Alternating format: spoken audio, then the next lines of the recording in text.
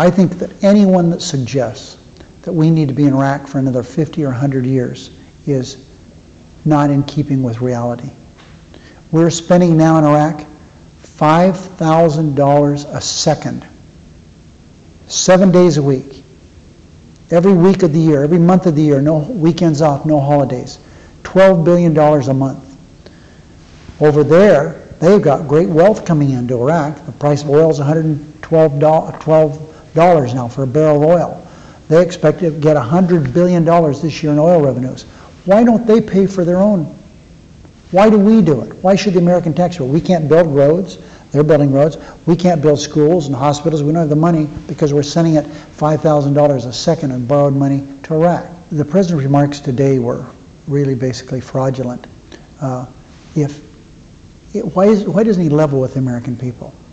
If he so believes in limiting the tour of duty of these troops, then why did he oppose the legislation we offered on many occasions in that regard? Why doesn't he say, now let's pass along this? What he's done basically is made sure that anyone that goes to Iraq during his term of office will be there for 15 months. And what else he's done is he's made it so difficult for the next president because we know the military is beleaguered. So why didn't he just tell the American people what he's not willing to do? This was a show that he put on today. Anything he said today, is it going to get the troops home any sooner? No. Anything he said today, is it going to make us any safer? The answer is no.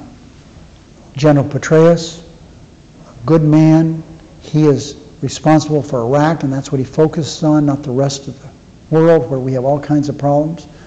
Crocker is a Foreign Service career officer, and he does a good job. But their testimony did nothing to get our troops home.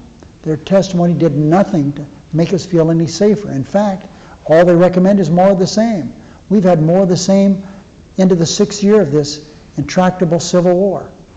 I feel about that in two ways. First of all, what they're trying to do now is some deal with the Iraqi government to bind us to be there after his term of office ends. That, I believe, is totally unconstitutional.